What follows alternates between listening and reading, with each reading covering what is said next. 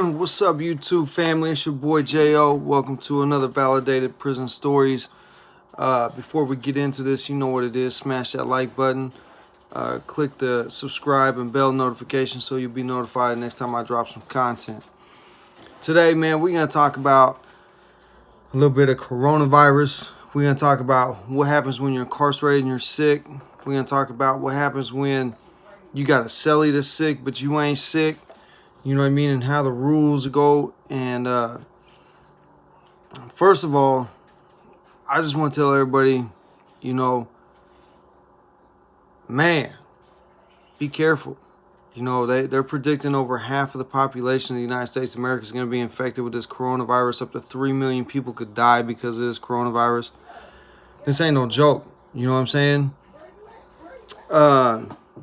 If you're not familiar with Joe Rogan, check him out on YouTube. He's got a podcast, and there was a guy, I think his name was Michael Ostrander, that was on there. He's a medical detective, and he breaks down this coronavirus really nice, really explains a lot. All the masks and gloves that folks is wearing is, worthless, pretty much. You know what I mean? So I didn't know that. I learned some things about from this medical detective that was on the Joe Rogan show. Also, before we get too far into this tomorrow, man, I got something real nice planned. Salute to my guy tomorrow. I'll be on somewhere doing something on another channel. Obviously, I'm gonna put it on my channel as well. But big salute and big shout out to Tim Snow at Texas Prison Stories, my guy. Man, I salute you, bro, man. I like what you're doing. I respect what you're doing. And I'm happy that we finally can be able to collaborate and get something together. So, I was locked up from 2012 to 2019.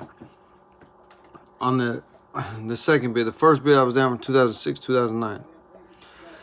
I was fortunate enough not to ever get sick, like, the flu or, any type of really nasty cold. Every once in a while I think I probably had the whole time a couple, maybe 2 head colds, go up and get some Benadryl, and that was it. You know what I mean? Nothing serious. But I've been in cells with cellies who were dog sick, puking, crapping all over the place. And there becomes a fine line, you know what I mean, of how do I treat this situation with empathy as a person and empathy for another human being who's sick, but yet not get myself sick. You understand what I'm saying? So, first thing I would do, I would always go out and get my cellie, a pitcher of water. I'd fill up his pitcher with ice and water. I'd bring it back to him. I'd make him a top ramen, you know what I'm saying, if he needed it. Whatever he needed, I would go out and I would get it for him so that he wasn't out contaminating everybody. You know what I mean? I would bring it back, and every time he was coughing or whatever, I kept a bottle of Hepastat in my room, and I would spray the room down. I'd wipe it down. If he got up to go anywhere, I'd wipe down the doorknobs. If I had a window, which when I was at Monroe Correctional Complex at the MSU at the camp, they have windows that you can open up. Windows stayed open. Fan blowing in, door open. The door closed, but the fan blowing, air, letting the air circulate. I would make sure that he was good at all times, but I stayed on him. You got to wash your hands. You got to go take a shower. You got to take your medicine. And whatever you do, do not take your ass up to sick call talking about you got the flu, talking about you got diarrhea, fever, chills.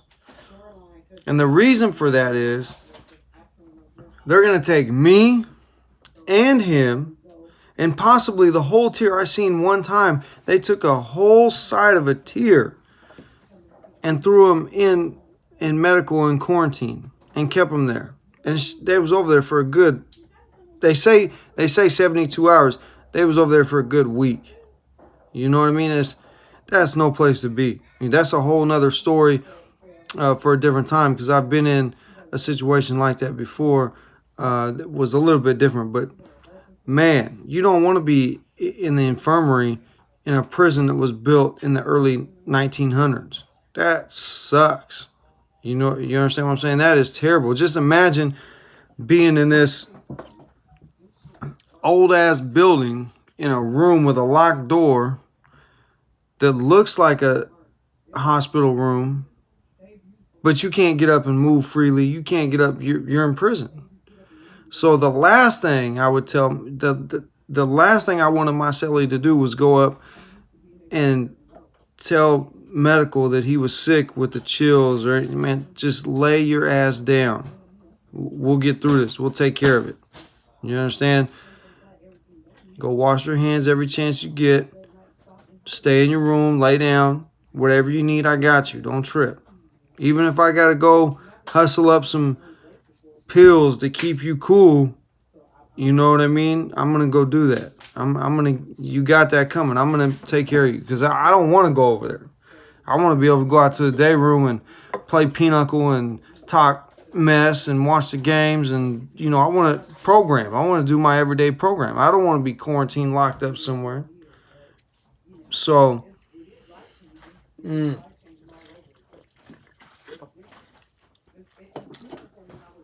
being sick inside of prison is no joke. It's terrible. It's absolutely horrible. You don't want that. If they find out, like I said, if they find out you're sick, with any time, especially if it's flu season. If it's flu season, and it doesn't matter if you just got a regular old cold, just a cough, they're going to be on you. And they're going to be quarantining you. They're going to be quarantining your cellie. I'll tell you a story. So at Monroe, at the MSU camp, right, there was 4 tiers. I was in a program. It was a residential therapeutic community, right? Now, when I first got there, all 4 tiers were for this program. But census became so low in this program that they opened up, I believe it was 3-tier. They opened up 3-tier, which was a dorm. So there was 2 tiers. There was dorms, right? And just little cubicles. It was all open, no cells. And then they had 2 other tiers on the other side. The building was an H. So imagine an H. Okay, the breezeway's right here, and then the 2 hallways, which are tiers, which one side of them is dorms, the other side of them is cells. At the time when I first got to this camp, I was on this tier that I'm talking about. There was an open dorm, right? And it was just little cubicles that, they were 2-man cubicles. Well, I move over to, I believe it's 2-tier. It's either 1 or 2-tier. I can't remember. But it went 1 and 2-tier were the cells. 3 and 4 was the open bay 2-man cubicles. So they open up this 3-tier, this open dorm, to general population, and they fill it full of GP guys that were not in the program. And it changed the whole dynamic of the unit. It really did. We had maybe 50 people in this unit. When I first got there, you could always get on the phones. You could always get on JPay. Going to chow, the line was short. You know what I mean? There was benefits to being in this program. And the program is actually what changed my life, and is actually what made me turn a corner and become the man who I am today. It was a great program. It's called the Crossroads Program. I want to clarify because there's two different programs at Monroe.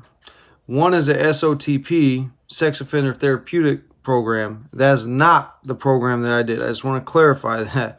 The other one is the Crossroads Therapeutic Community, which is what I participated in, and it's a dual diagnosis, drug and mental health dual diagnosis. And I had to fib a little bit to get into the program, you know what I mean? I never really had a diagnosis of mental health, so it took me a while. I'll explain that in another story. Anyways, back on track. General population is on this tier, and there's like 3 people that got the flu symptoms. They shut down the entire tier. They couldn't go nowhere. They were stuck on this tier for like a good 5 days. We had to deliver ice to them. They couldn't go to visits. They couldn't go to the chow hall. They couldn't get their store. They couldn't do nothing. They were stuck on this tier. No job, no work, no school, no program of any kind. So we're giving these guys their stuff, and it was just, they had a phone, a portable phone that they wheeled in there that they let them use. And they shut it down. They shut the entire tier down, which to this day, it doesn't make sense to me. Why they didn't take them 3 guys over to the infirmary and put them over there, I'll never understand that. They shut down the whole tier and left everybody on that tier to be around these people. Now, imagine yourself being sick with the flu, and imagine yourself being around a bunch of convicts and inmates and offenders, because there is a big difference between all 3 of those, and there's all 3 of those in the system, at least up here in Washington. The treatment that you're going to get from these guys, they're going to talk so much crap to you. They're going to, anytime you get up, they're going to be pointing, making fun of you, being like, man, get away from me. Don't get me sick, dog. Don't. You're just, it's so much worse because you already don't feel good. Now you got to listen to these babbling idiots talk to you crazy, and when it could very easily have been them. But they don't think like that. You know what I mean? When we're in that environment, we sometimes adapt to that environment, and a part of us changes, and we become where we are, if that makes any sense. I've been guilty of it, before I made my venture to the Crossroads, and before I made a conscious decision to change my life and see things differently and try to think things out. I used to be the same way. So I'm guilty. I used to do the same stuff. Man, get away from me, man. You're sick. I don't want nothing to do with you, man. Take your ass to your cell and go lay down. Get away from me. Nobody wants to hear that when they're sick. You understand me? Nobody wants to hear, oh, man, get away from me. You're already isolated in an isolated environment around a bunch of people you don't know. And then the few people that you do know, that you've formed relationships with, now they're, telling you, get away from you. That's kind of an emotional and psychological, not abuse, but just, it messes with you. It messes with your psyche. Like, man, we just was sitting at the chow hall 2 days ago, eating dinner and working out together every day. And now all of a sudden you're like, man, get away from me. You're sick. Man, come on, man. You switch up on me that easy? That's how it is in prison. And I can't imagine being in a closed custody unit or level 4 yard, is what they call it down in California. I can't imagine what it would be like being locked up with somebody 23 hours a day when they're just sick. But I will say this. in prison, for the most part, prison is a clean place because guys in there don't have a lot of control over anything. But what they do have control over is keeping their cells clean. You know, you can get a mop. In most every institution I've been in, unless you're in the hole, you know, unless you're an ADSEG or, you know, whatever. But if you're on a main line somewhere, you got access to a mop bucket and spray bottles and rags 7 days a week.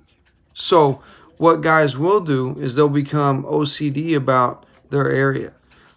And you'll mop and you'll sweep and you'll wipe everything down. And, you know, you can use your toilet as a refrigerator during the summertime because it's that clean. Some guys go to that extreme to making sure, you know, your toilet stays spotless. Your sink, you don't spit in the sink. You spit in the toilet and you flush it. You know, if you wash your face in the mornings, you make sure that you spray that sink down and wipe it down when you're done. You make sure, because if you're in a cell with somebody that's doing the rest of their life without the possibility of parole, chances are you're going to live, and you move into their cell, chances are you're going to live by how they've been living, or at least come to some kind of mutual agreement on how things are going to be. But you're not just going to run up into a lifer cell and be like, listen, this is what we're doing. That's not going to happen. You know, and if it does happen, there's going to be problems. There's going to be, you know, severe problems. Someone's going to get beat up. Someone's going to the hole. Someone could even possibly get killed behind some stuff like that.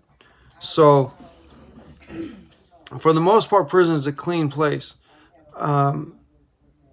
Most of the time, the shower porters and the bathroom porters and the tier porters, which are, a porter is somebody who cleans. You know, it's basically a fancy word for a janitor. The state has so many jobs. You can become a bathroom porter or a shower porter, and a lot of those guys, there are some, but there are a lot of those guys who take that job very seriously because it's for us as convicts. You know, it's our bathroom. We use this, you know. So every once in a while you get a guy in there that just really don't want to do his job. As a matter of fact, I can't even lie. I was a bathroom porter one time and I got fired because I couldn't get up at 5 in the morning, 6 in the morning to go clean no bathroom. I wasn't, that's just not my thing, you know. Now, the first time I was locked up, I did nighttime porter, bathroom porter, and I did great. I can stay up all night, but you want me to get up at 6 in the morning? No. In prison, no. I'm not doing that, you know. The earliest I would get up is 7:15, 7:30. That was because I had to get up for meetings and classes, you know, Monday through Friday. But even then, I would schedule my classes for afternoon, and I would just get up to go to the morning meeting. But I'm telling you, for the most part, prison is a clean place. And if there's a dirty individual, the tier is going to let them know about it. The tier is going to, you know, somehow, some way that problem's going to get resolved.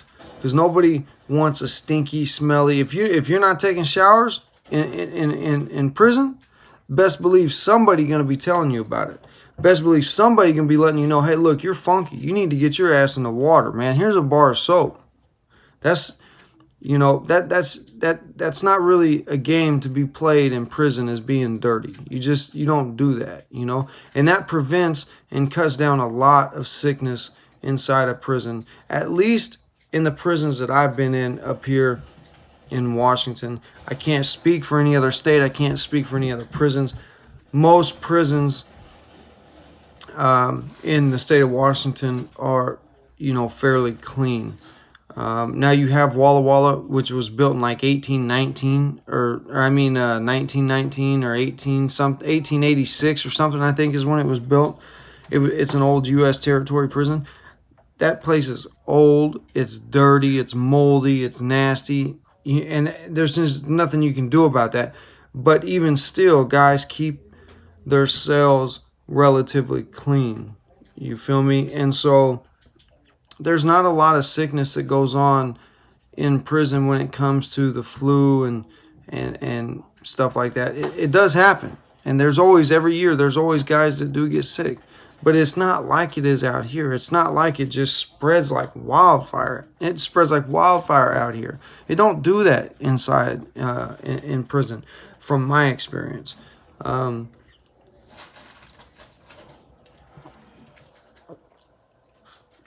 And the other thing is the treatment of, if you're sick out here, if it's not the coronavirus, which is, real serious, but you can call and make an appointment with your doctor.